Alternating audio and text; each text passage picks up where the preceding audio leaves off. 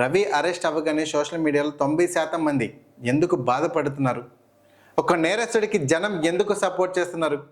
ఎందుకంటే ఇక్కడ అసలు నేరస్తుడు రవి కాదు. ఐబొమ్మ రవి అరెస్ట్ అయ్యాడు, ఇంకా కథంతా కూడా అయిపోయిందని అందరూ అనుకుంటున్నారు. టీవీలో బ్రేకింగ్ న్యూస్లు చూసి ఇండస్ట్రీ వాళ్ళు కూడా సంబరపడిపోతున్నారు. కానీ అసలు సినిమా ఇప్పుడే మొదలవుతుంది. మీరు చూస్తున్నది కేవలం ట్రైలర్ మాత్రమే. తెర వెనుక జరుగుతున్న యుద్ధం వేరే ఉంది.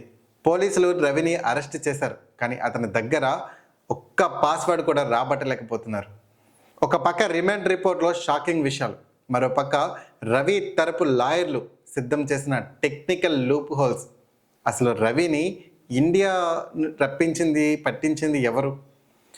అంతర్జాతీయ చట్టాలను అడ్డం పెట్టుకుని రవి ఈ కేసు నుంచి ఎలా తప్పించుకోబోతున్నాడు?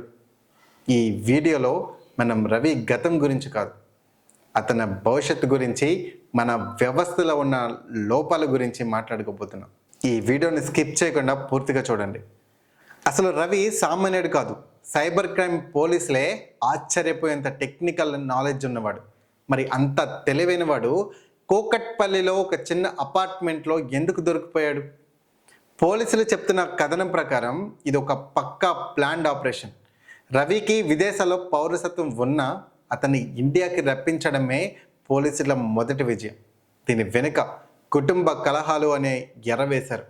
ఆస్తుల పంపకాలు, భార్యతో గొడవలు సెటిల్ చేసుకోవడానికి రవి ఇండియాకి వచ్చాడు.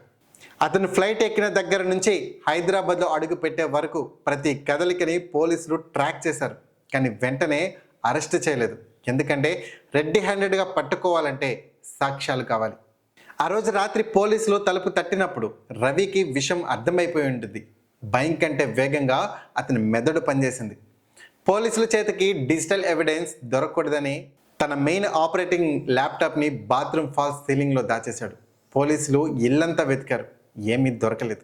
దాదాపుగా ఆపరేషన్ ఫెయిల్ స్టేజ్. కానీ చివరి నిమిషంలో ఒక అధికారికి వచ్చిన అనుమానంతో బాత్రూమ్ సీలింగ్ పగలగొట్టారు. అక్కడ దొరికింది ఐబొమ్మ సామ్రాజ్యపు తాళం చెవి. అరెస్ట్ అయితే అయ్యాడు, కానీ రవికి పోలీసులు చుక్కలు చూపిస్తున్నాడు. ఇన్వెస్టిగేషన్లో రవి నోరు మెదపట్లేదు. అతని ఫోన్కి, ల్యాప్టాప్కి ఉన్న పాస్వర్డ్ చెప్పమంటే మర్చిపోయానని మొండికేస్తున్నాడు. పోలీసులు ఎన్ని రకాలుగా ప్రయత్నించినా అతను మాత్రం నేను కేవలం లింక్స్ మాత్రమే షేర్ చేశాను, కంటెంట్ నా దగ్గర లేదు అనే ఒకే ఒక మాట మీద నిలబెట్టాడు. ప్రస్తుతం రవి మీద నమోదైన కేసులు సామాన్యమైనవి కావు. కాపీరైట్ యాక్ట్ 1957 కింద, సినిమాలు దొంగిలించినందుకు ఐటీ యాక్ట్ సెక్షన్ 66 కింద, డేటా చోరీ, భారతీయ న్యాయ సంహిత సెక్షన్ 318 క్లాస్ 4 కింద మోసం కేసులు పెట్టారు. ఇవన్నీ రుజువైతే 7 ఏళ్ల వరకు జైలు శిక్ష పడుతుంది. కానీ ఇక్కడే అసలు ట్విస్ట్. కేసు నిలబడాలంటే సాక్ష్యాలు కావాలిగా. ఆ సాక్ష్యం ఇప్పుడు ఎన్క్రిప్ట్ చేయబడిన సర్వర్లలో ఉంది. ఫ్రెండ్స్, ఇక్కడ మన రవి మాస్టర్ మైండ్ని కూడా మెచ్చుకోక తప్పదు. మన చట్టాల్లో ఉన్న లొసుగులే ఇప్పుడు అతనికి కవచంలా మారబోతున్నాయా? న్యాయ నిపుణుల విశ్లేషణ ప్రకారం రవికి 3 మేజర్ ఎగ్జిట్ గేట్స్ ఉన్నాయి. మొదటిది అతని పౌరసత్వం. రవి ఇప్పుడు భారతీయుడు కాదు, అతను సెయింట్ కిట్స్ అండ్ నెవిస్ దేశ పౌరసత్వం తీసుకున్నాడు. ఒక విదేశీ పౌరుడిని భారత చట్టాల ప్రకారం విచారించడంలో చాలా లీగల్ కాంప్లికేషన్స్ ఉంటాయి. నేను ఫారిన్ సిటిజన్ని, మీ చట్టాలు నాకు పూర్తిగా వర్తించవని అతను అంతర్జాతీయ కోర్టుని ఆశ్రయించే అవకాశం కూడా ఉంది. రెండవది, ఈ కేసులో అతిపెద్ద weak point jurisdiction. IBomma website సర్వర్లు ఇండియాలో లేవు. అవి అమెరికా, యూరప్, నెదర్లాండ్స్లో క్లౌడ్ సర్వర్లలో ఉన్నాయి. మన పోలీసులు కోర్టులో రవిని దోషిగా నిలబెట్టాలంటే ఆ సర్వర్లలో ఉన్న డేటాని కోర్టు ముందు ఉంచాలి. కానీ వేరే దేశంలో ఉన్న సర్వర్ డేటాని మన పోలీసులు డైరెక్ట్గా ఎలా తీసుకోగలరు? దానికి MLAT, mutual legal assistant treaty అనే అంతర్జాతీయ ఒప్పందాలు కావాలి. ఈ ప్రాసెస్ జరగడానికి ఏళ్ళు పట్టొచ్చు. ఈలోపు రవి బెయిల్ మీద బయటికి రావచ్చు. మూడోది, సేఫ్ హార్బర్ ప్రొటెక్షన్. కోర్టులో రవి లాయర్లు వినిపించబోయే ప్రధాన వాదన ఇదే.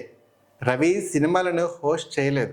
ఆ సినిమాలు వేరే ఎవరో టెలిగ్రామ్లోనో టోరెంట్స్లోనో అప్లోడ్ చేశారు. రవి కేవలం ఆ లింకులను ఒక చోట చేర్చాడు, అంతే. ఐటీ చట్టంలోని ఇంటర్మీడియరీ లయబిలిటీ ప్రకారం థర్డ్ పార్టీ కంటెంట్కి ప్లాట్ఫామ్ ఓనర్ బాధ్యత వహించాల్సిన అవసరం లేదు.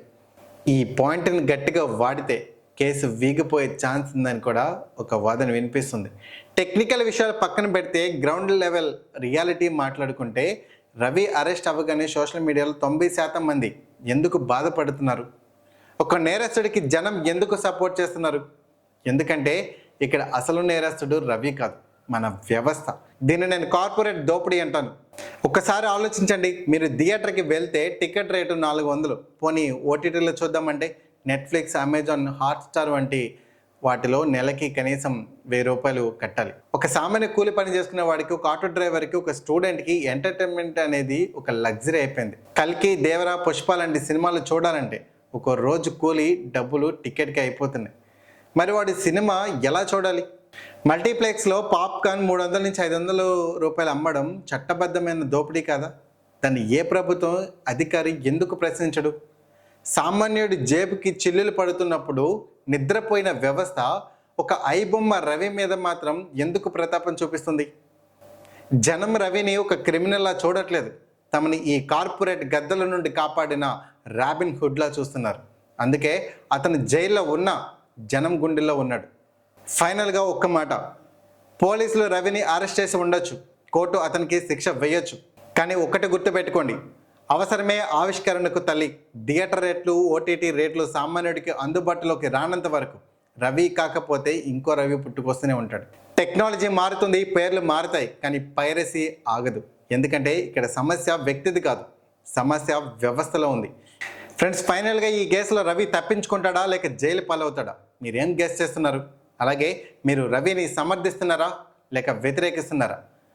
ఎందుకు అనే విషయాలను కూడా నిర్మోహమాటంగా కింద కామెంట్ సెక్షన్లో తెలియజేయండి. ఇలాంటి మరెన్నో వీడియోల కోసం ఇప్పుడే మన ఛానల్ని సబ్స్క్రైబ్ చేయండి.